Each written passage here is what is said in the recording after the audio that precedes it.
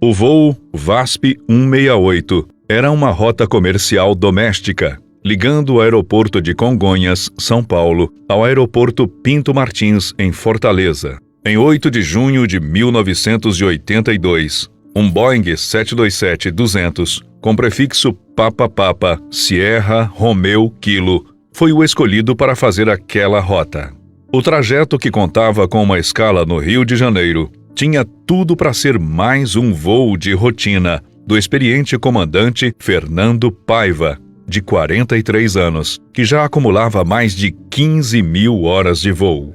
Ao seu lado estava o jovem copiloto Carlos Duarte Barbosa, de 28 anos e com uma experiência de mais de 5.000 horas de voo. Para completar a cabine de comando, estava o engenheiro José Erimar de Freitas, 31 anos, e com uma experiência de 279 horas de voo. No dia do acidente, o comandante acumulava 76 horas de voo nos últimos 30 dias, o que significa que ele estava próximo das 80 horas mensais recomendadas. Para alguns especialistas, isso pode ter sido um dos fatores responsáveis pela tragédia. De qualquer forma, os tripulantes receberam a missão de levar o Boeing 727 de São Paulo até o Ceará, com uma pequena escala no aeroporto do Galeão, no Rio de Janeiro. Às 22 horas e 53 minutos, o jato da VASP decolava com destino ao Rio de Janeiro.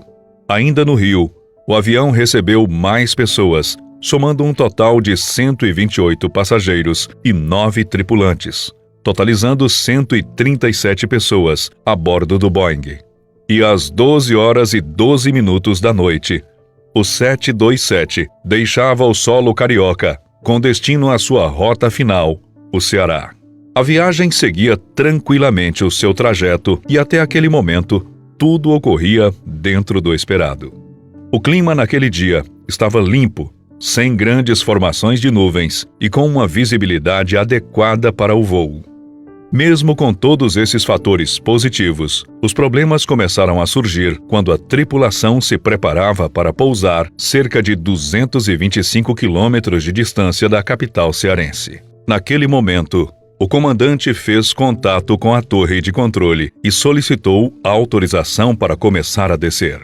Após o retorno positivo da torre, o piloto chegou na altitude de 5.000 pés, cerca de 1.500 metros de altura, e continuava levando a aeronave na direção do aeroporto.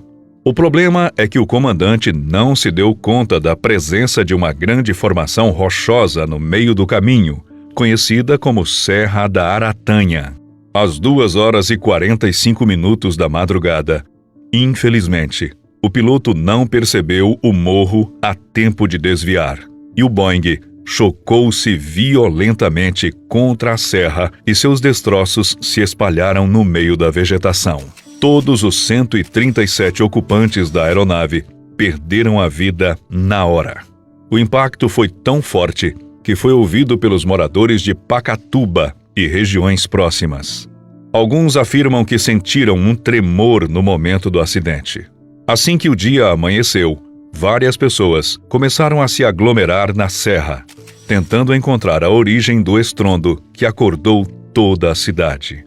O cenário, dizem os relatos da época, era de um verdadeiro pesadelo.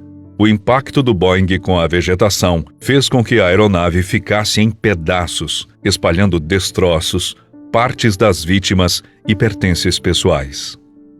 O cenário terrível dificultava até mesmo os resgates, já que os helicópteros destinados ao local não conseguiam pousar no meio da vegetação. Logo que chegaram, os bombeiros perceberam que dificilmente encontrariam alguém com vida e tiveram imensa dificuldade até mesmo para resgatar os corpos. Para fazer o trabalho, eles precisaram descer com a ajuda de cabos e logo depois abrir espaço no meio da vegetação. Ao todo, foram necessários mais de 2 dias para que os bombeiros conseguissem recuperar tudo o que foi possível. Infelizmente, muitas pessoas acabaram se aproveitando da situação para furtar os pertences das vítimas, e há relatos de várias pessoas levando dinheiro, joias e relógios para vender nas cidades ao redor do acidente. Em determinado ponto, alguns bancos chegaram a se recusar a trocar o dinheiro que chegava até as agências depois de ser retirado da cena da tragédia. E era bem fácil perceber a origem das notas, já que elas invariavelmente estavam sujas e com claros sinais do acidente. Logo depois que o acidente começou a fazer manchetes no Brasil inteiro, vários funcionários da VASP passaram a criticar as jornadas de trabalho da empresa.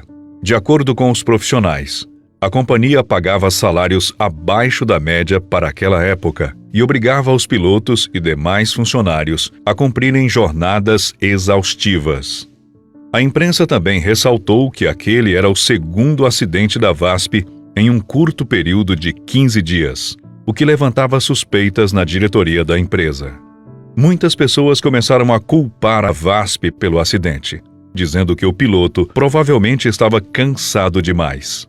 Como mencionamos anteriormente, o comandante Fernando havia feito 76 horas de voo nos últimos 30 dias, o que, apesar de estar dentro da legislação, se aproxima muito do limite recomendado, que é o de 80 horas. O CENIPA tratou de coordenar um relatório exaustivo sobre o acidente, que ficou pronto em 6 de agosto de 1982. O documento, assinado pelo chefe do órgão, apontou para uma série de fatores que provavelmente contribuíram para a tragédia. Entre eles, um planejamento deficiente para o pouso, o descumprimento de normas referentes à altitude da aeronave e até mesmo indisciplina por parte da tripulação. As gravações recuperadas da caixa preta do 727 mostraram que o copiloto tentou avisar o comandante sobre o morro que estava logo na frente deles, porém o piloto parece não ter entendido o que ele estava falando.